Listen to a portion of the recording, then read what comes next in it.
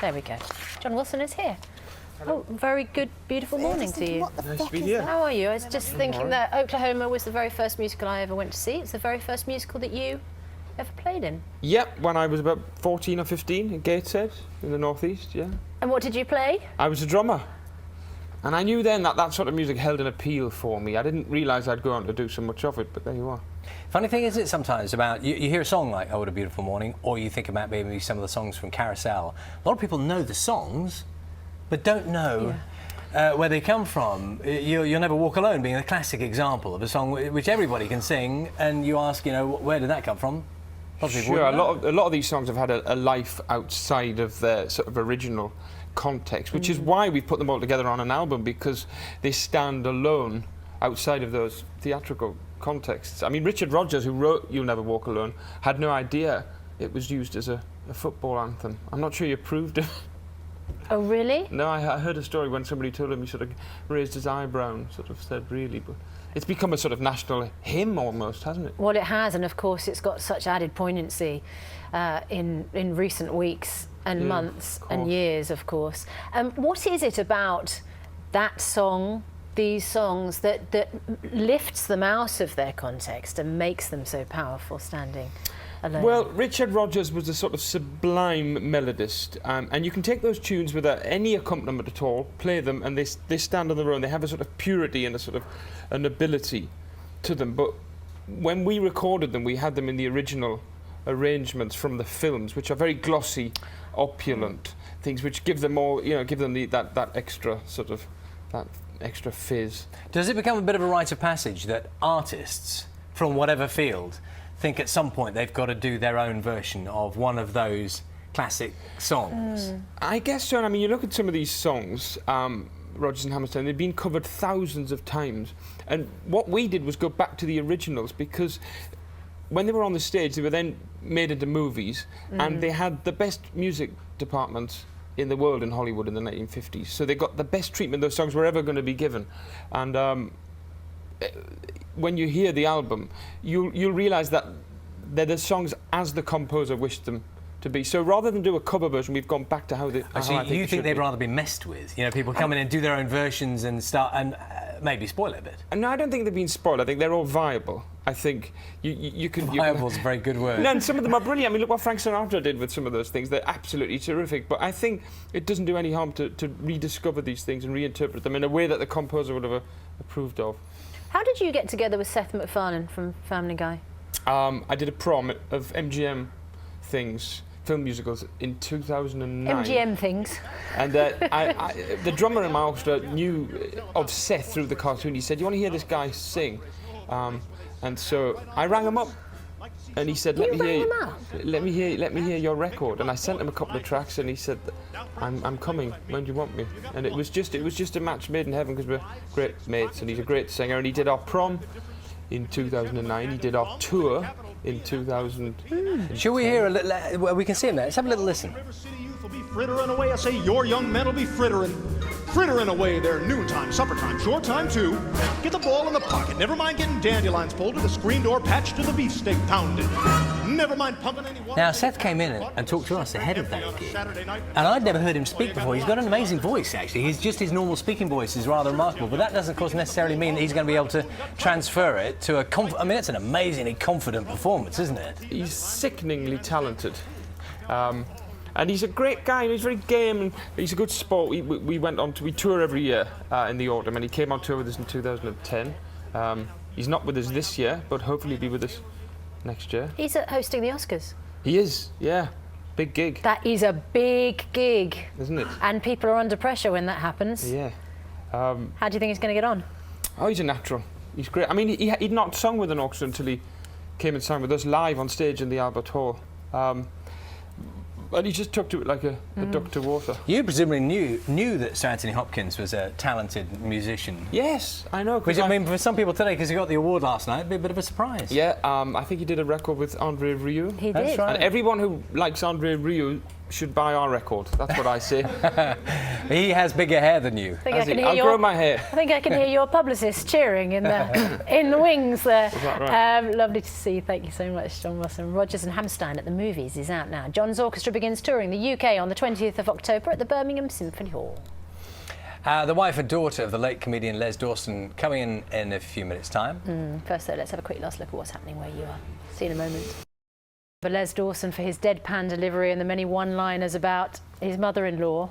But for his daughter Charlotte, such memories of her famous dad have been quite distant. She was less than a year old when he died suddenly in 1993. And then she and her mum Tracy unexpectedly came across some of Les's journals, which no one had seen before, and they've worked together to make those notes into a new book about his career. So Tracy and Charlotte Dawson join us now. Very good morning to you both. Morning. Good morning. It's your birthday today. Yes, it We is. say happy birthday first. I know. Let's have a look at Les now. We'll chat in a moment. Yeah, here we go.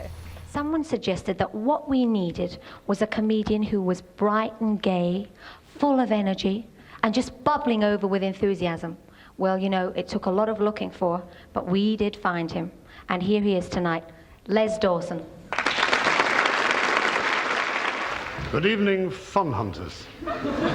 When we first got married, people thought I was a ventriloquist. For every time I opened my mouth, she talked. She was never the same since our honeymoon when she fell down a wishing well. I was amazed, I didn't know they worked. Every Christmas Day, the mother-in-law's been to our house for a dinner. And this year we're having a change. We're going to let her in. Must you be so awful? Thank you very Dearest much.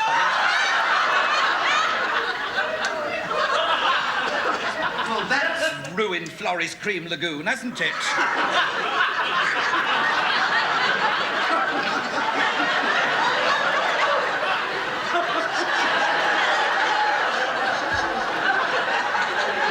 It'll do him no harm.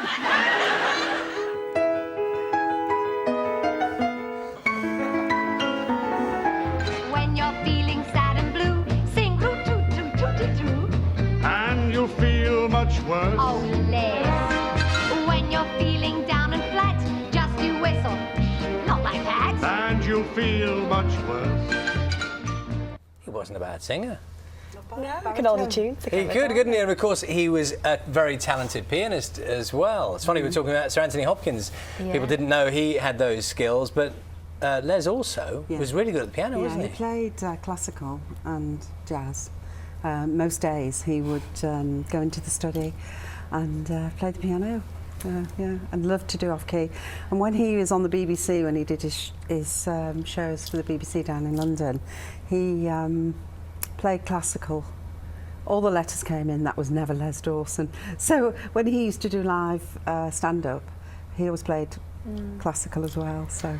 Charlotte, it's awkward for you in a way, isn't it? Because you're hearing about this man, seeing this man, hearing about his talents, and you were so tiny when he died. Yeah, I know, but it's a great thing because even like, you know, doing the book now, I'm just learning more and more about him every single day. And I'm just, you know, I feel like I'm getting to know him more, and it's just And it's your great. birthday today, so how old are you today? I'm 20. Yeah. I'm getting old now. And it's so 20 years Yeah.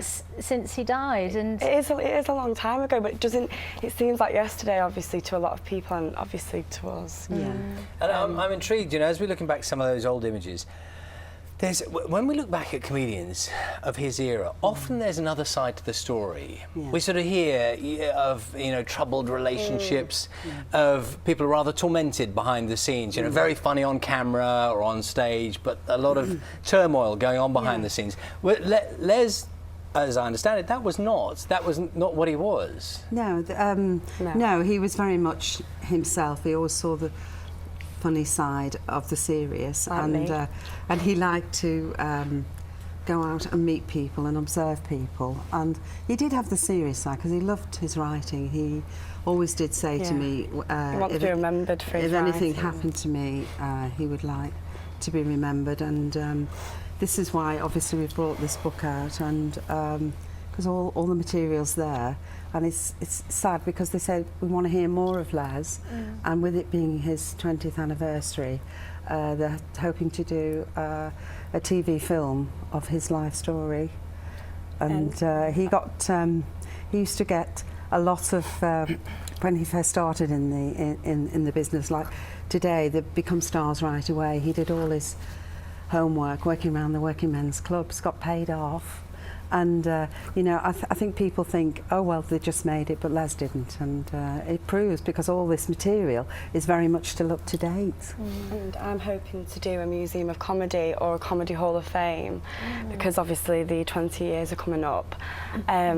So we're in talks with Blackpool Council about doing it, and because obviously there's a comedy carpet there, so I think it'll be great there. And we've got also the statue. Yeah, the statue there, Yes. and yeah. So I think we can see a little bit of the piano playing that we mentioned a moment ago. Have a look at this.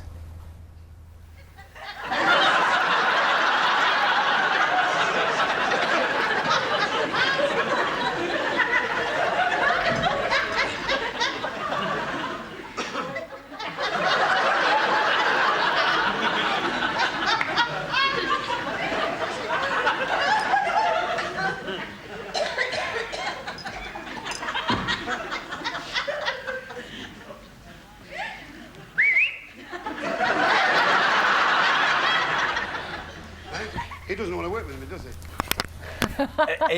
He was a master of that kind of visual comedy, and he famously he played the piano deliberately badly, didn't he? Yes, yeah, definitely.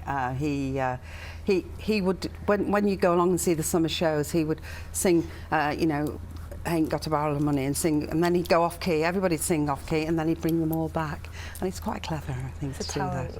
And the mother-in-law gags. Yeah. Do you laugh at those? yeah, of course I do. I just find him hilarious. I think he's just even funny. When you look at him, he's just funny. Yeah. And people say that about me. He presumably had a mother-in-law.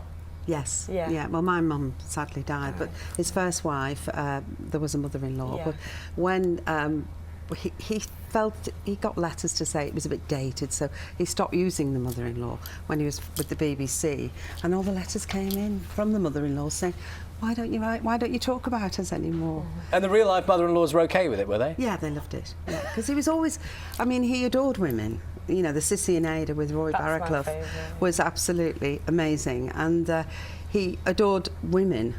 He respected women, you know. Yeah. He said a housekeeper, when he used to do blankety blank, he used to interview the women. They go, well, I'm just a housewife.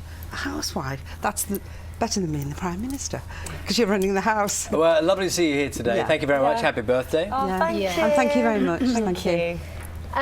Les Dawson's joke book is published tomorrow. Now, a little earlier on the programme, we understand that there was a technical error and a microphone may have been open and unfortunate language may have been broadcast on the programme. And if you heard that this morning, we do make an apology for that. Unfortunately, people who presume that their microphones are closed may talk a little bit more freely than they should.